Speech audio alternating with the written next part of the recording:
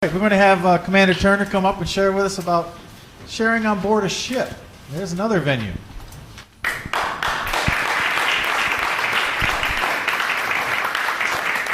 Good evening, everyone. I guess it's afternoon now. Almost wrapping up here.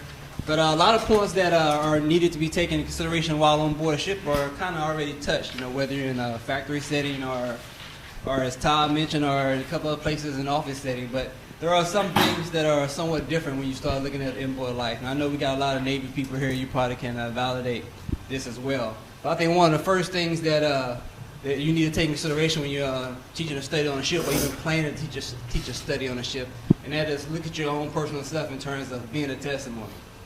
Because if you are not doing your job, you're in uniform, you know, you're slacking off, or you're showing up for work late, then all of a sudden you come with a bright idea to have a Bible study. Chances are you're not going to get too many people that want to come out. So as those of us that are on the ship and we look for opportunities to teach a study, we need to make sure that we're doing what we need to be doing while on the job. I know one of the brothers mentioned that already. But that's critically important because some of these studies that you hold, you don't know who's showing up. The CMC may show up, the command master chief, for those who may not understand that, or the XO might pop his head in there, or your DIVO. So you need to make sure that your testimony in uniform is good to go, and obviously your spiritual testimony as well. As far as locations, we mentioned the mess decks. Obviously that's a good place, but just a couple of experiences that we had while on the Truman. One of the suggestions that came up was anchor windlass. That's a pretty large location, but it's noisy. So you have to try to bounce off the pros and cons there. Yes, it's a big location. Yes, it has adequate room for what you need it for, but with a noise overshadow what you're trying to do. And in some cases, like at C9, maybe the fruit is of such that you can deal with that noise. But then again, maybe it's not. And that's a determination that whoever is leading that effort needs to decide, or however many people that are there. I think one of the things that we dealt with, and Brian can contest to, was consistency in terms of locations.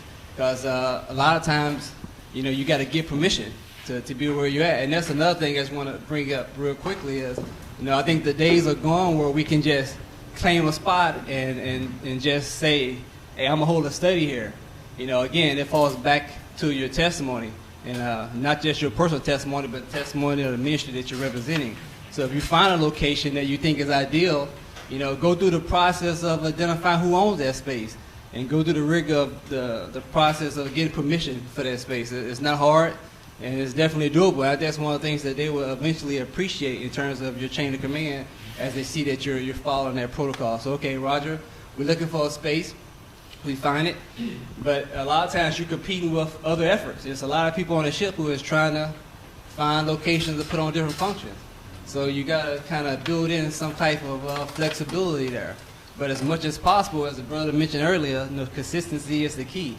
So you need to try to figure out where can you hold this study that it won't get trumped or you won't be asked to relocate. And there's a couple of things that we had figured out while we was on board that we needed to do to try to minimize the number of times we get required be asked to move. It's not much effort at all. All you gotta do is look at maybe the POD, for example. The POD kind of gives you a plan of the day. It kind of tells you what the ship's schedule is. So before you try to come with a bright idea of where you want to have a study or what time you want to have a study, you need to look at this plan of the day, plan of the week, so you can get some type of idea of what goes on at a certain period of time. For me, if I want to hold a Bible study somewhere, I probably shouldn't do it at 8 o'clock in the morning. That's when I have captain's call. You might not want to do it at 3 o'clock in the afternoon, but that's when your department muster, that's the average time the departments get together after child. So you need to look at the plan of the week, plan of the day, and try to figure out, okay, what is a good time to hold this study? Then once you do that, then you go through the rigor of, okay, where we're going to hold this study. And again, you need to make sure you have permission to do that. Again, time. One brother mentioned, as soon as the study's over, everybody, they scatter. So time is a big factor. So you need to make sure that you take into consideration what other people have going on. The ship, they promote fitness. So, people gonna want to work out. They promote education. They have classes on board the ship.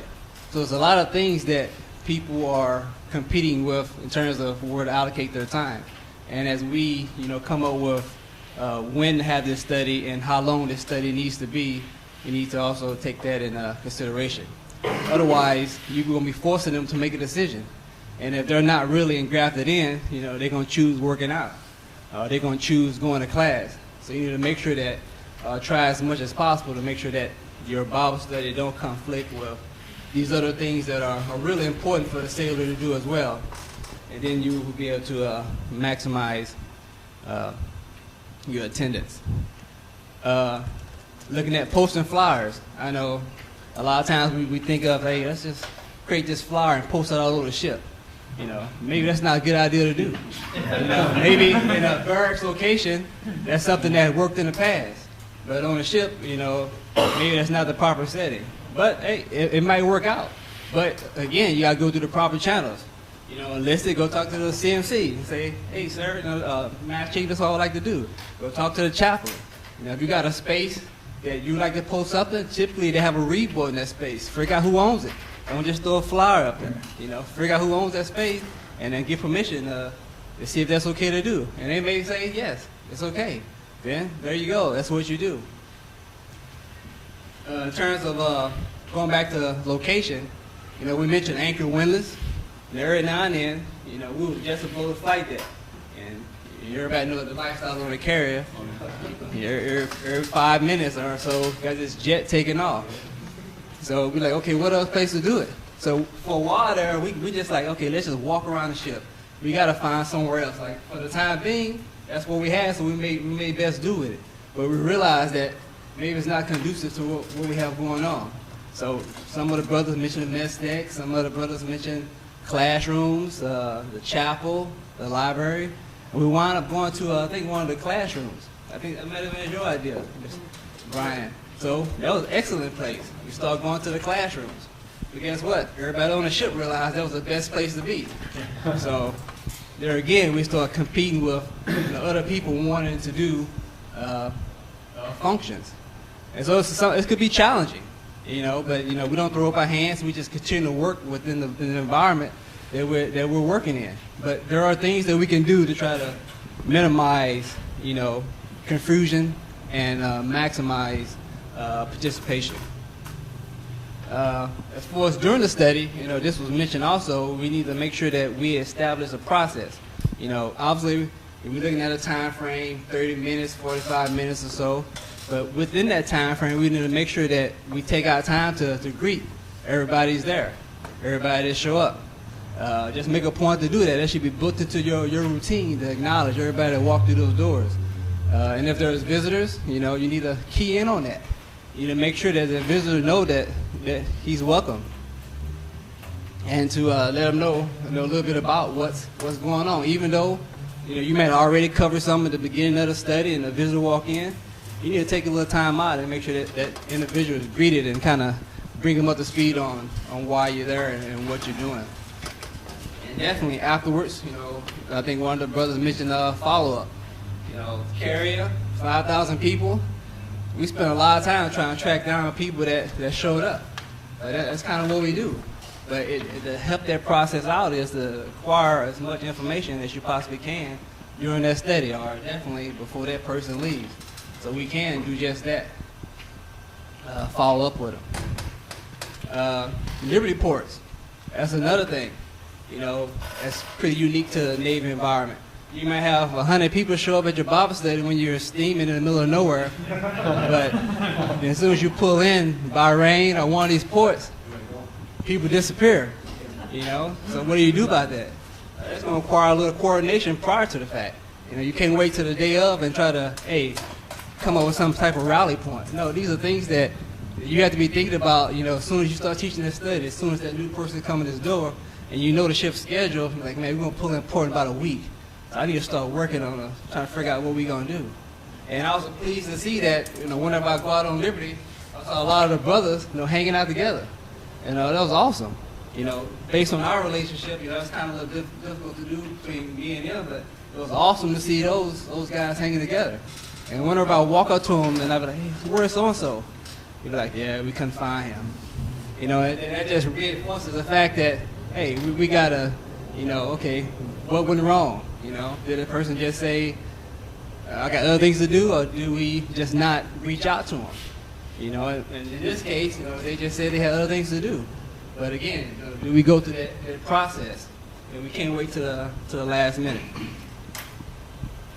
And another thing is, as your testimony develops, as a sailor, again, initially, then as a spiritual leader, as people start seeing you consistently at various locations, you might be tasked or asked to participate on the ship. You know, a lot of times the CEO may walk up to me or the chaplain, hey, Eric, I need you to fill in, not teach a study or anything in that capacity, but hey, I just need you to, you know, to be there at an event that something happens. Or you know, at various events, you know, the skipper may say, Eric, could you do this? Because he knows my testimony. And the same thing may happen to you as your testimony spread throughout the ship. You know, the CMC, he'll call on you and say, because he knows your testimony, and you need to be ready to and willing to walk through that door. I think, but one of the keys is, if you're one of those individuals that are, you know, doing your job, doing it well, excelling, you'd be surprised of how many opportunities, how many doors were open. I mean, there were times I was on watch. And normally when you're on watch, you know, that's kind of where you are, and there's no ifs and buts, you know, you're going to stay there. But I'll tell the TL, whoever, I say, I got to teach a Bible study in an hour. Is it okay? He'd be like, no problem, because he knows my testimony while on watch. But if I was the type of guy that he had to constantly look for, but now I'm telling him, hey, can I, you know, step away for 20 minutes or 30 minutes to teach a Bible study or to be part of a Bible study, he won't receive that. And vice versa.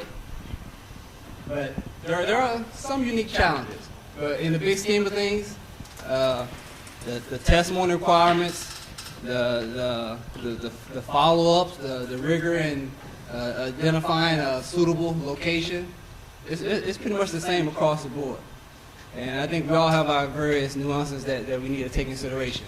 I think that no matter where you are in your employment scale, you probably can learn a little bit from each of the speakers that came up, and we can find a spot to where we can apply that and we'll benefit from it. But consistency, you know, and testimony, that'll pretty much take you the distance. Thank you.